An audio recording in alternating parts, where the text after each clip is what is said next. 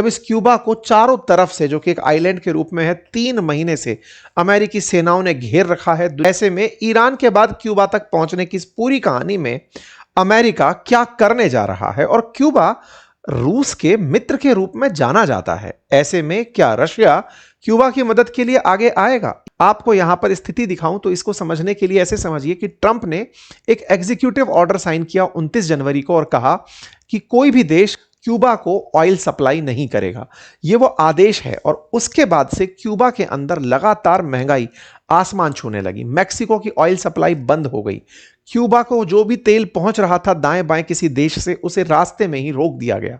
हालात बिगड़ने लगे। फरवरी 15 पहुंचते पहुंचते no fuel, no tourist, no cash की स्थिति उत्पन्न हो गई। 1 करोड़ की आबादी वाला यह देश पूरी तरह से ब्लैकआउट में जीने लगा। ब्लैकआउट यहां की पहचान बन गई। ये क्यूबा की वर्तमान तस्वीरें हैं जिन्हें आप चलते हुए देख सकते हैं। लोग गाड़ियों की रोशनी से या फिर एनी हाउ कोई टॉर्च जो सोलर से तैयार की गई है उससे किसी ना किसी तरीके से काम चला रहे हैं। तस्वीरें आपके सामने बयान कर रही हैं कि यह क्यूबा है जिस पे पूरी तरह अंधेरा छाया है। लोग रोशनी के नाम से ही अब केवल अपनी जो इंतजामात हैं उन्हें एनी हाउ मैनेज करते हुए दिख रहे हैं।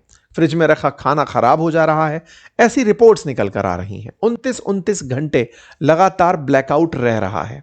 नेशनल ब्लैकआउट घोषित किया गया 1 हफ्ते में दूसरी बार तो जनता सड़कों पर उतर आई, सरकार के विरोध में जनता उतर आई। ऐसे में पूरा हवाना जो इनकी राजधानी है वो सुर्खी में बनता है, क्योंकि कचरों के ढेर कुछ इस तरह से दिखाई पड़ते हैं।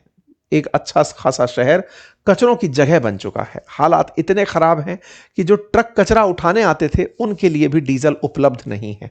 तस्वीरों से आप हालात जो शहर के कितने खराब हो सकते हैं, या कहिए तो कचरे से कैसे संकट उत्पन्न हो सकता है, उस क्राइसिस को इन तस्वीरों से देख सकते हैं। ये पूरी तरह से मतलब वो तस्वीरें हैं जो हवाना से निकल कर आ रही हैं। टीआरटी वर्ल्ड ने इन तस्वीरों को लिया है। इसका मतलब ये हुआ कि किसी देश के ऊपर कब्जा करने के लिए अमेरिका ने उसको चारों तरफ से घेर दिया, उसकी सप्लाई काट दी। अब हालात यह है कि क्यूबा के राष्ट्रपति अमेरिका से बातचीत की गुहार लगा रहे हैं, अपनी तरफ से तमाम प्रयास कर रहे हैं कि अमेरिका उनके साथ बातचीत करे। बातचीत के लिए अमेरिकी सरकार क्या ऑफर देती है, क्या पूरी तरह से इसे कब्जा कर लिया जाएगा, यह देखने वाली ट्रंप के ऊपर बात है। He can do anything I want with Cuba, ऐसा ट्रंप का कहना है कि मैं जो चाहूं क्यूबा के साथ कर सकता हूं। क्यूबा हमारे लिए नेक्स्ट है, अब हम उसको कैसे भी कर सकते हैं। अच्छा, ऐसे में बड़ा सवाल यह बनता है कि अमेरिका को फिलहाल कौन इसके बारे में सलाह दे रहा है कि आपको क्यूबा के साथ ये करते ही खेल खत्म हो जाएगा। तो नाम निकलकर मार्को रूबियो का आता है। असल में मार्को रूबियो के पेरेंट्स जो हैं उन्हें कभी फिदेल कास्त्रो के पहले ही क्यूबा से भगा दिया गया था। वो क्यूबन लोग थे, क्यूबा छोड़कर अमेरिका आए थे। मार्को रूबियो जो अमेरिका के फिलहाल विदेश मंत्री हैं, इनका जन्म अमेरिका में जब हुआ उस समय इनके पेरेंट्स अमेरिकी नागरिक नहीं थे। 1974 में जो मादुरो हैं और ये जो मार्को रूबियो हैं, इनके पेरेंट्स को यहाँ की नागरिकता मिली थी। और चूंकि ये जो आपके मार्को रूबियो हैं, इनका जन्म ही अमेरिका में हुआ था, तो पैदाइशी ये अमेरिकी नागरिक कहलाए।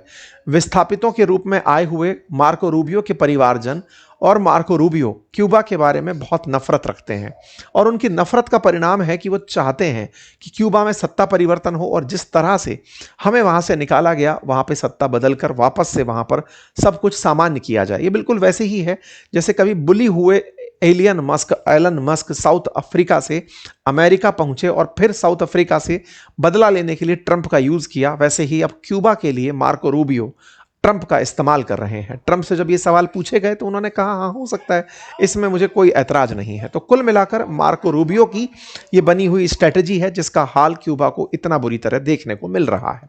खैर, क्यूबा के केस में पुतिन कहां है, यह दूसरा सवाल है, क्योंकि अल्टीमेटली रूस ही था जिसने इन्हें यह अश्योरेंस दिया हुआ था कि मैं तुम्हारी सुरक्षा में साथ आऊंगा। अगर इतने बुरे हालात हैं तो रूस कहां गायब है? ऐसे में रूस की वजह से ये देश कम्युनिस्ट झंडा उठाए चल रहे थे, वो रूस कहां है? तो साथियों, चर्चा निकल कर आती है कि ट्रंप ने इस पूरे ये ईरान इजराइल वॉर में जैसे ही तेल पर से प्रतिबंध हटाए, कहा कि रूस का तेल जो भी देश चाहे खरीद सकता है, उसके बाद रूसी जहाज निकलकर चल पड़े।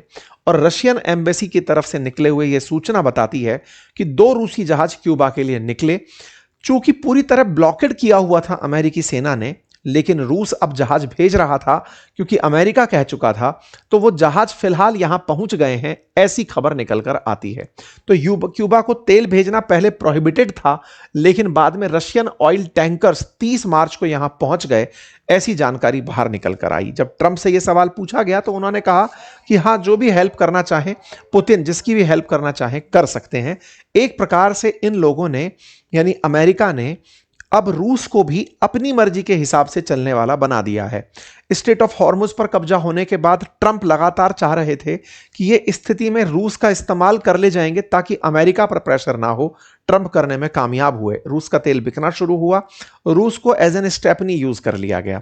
क्यूबा के केस में भी अगर क्यूबा के साथ संकट है तो समझ में आता है, लेकिन रूस अगर उसे तेल भेजना चाहता है ताकि रूस खुश रहे, स्ट्रेट ऑफ हॉर्मुज पर वो खुलकर ईरान के साथ ना आ जाए। कुल मिलाकर इस दुनिया में फिर से उपनिवेशवाद बहुत तेजी से आता हुआ दिख रहा है। साम्राज्यवाद बहुत तेजी से पैर पसार रहा है, जहां एक और अमेरिका, वहीं दूसरी ओर दबी जवान रशिया और तीसरा चाइना लगातार अतिक्रमण के नाम पर दुनिया के देशों में घुसते चले जा रहे हैं। आप इस घटना को कैसे देखते हैं, जरूर कमेंट बॉक्स में बताइए। चैनल पर नए हैं तो सब्सक्राइब कर लीजिए।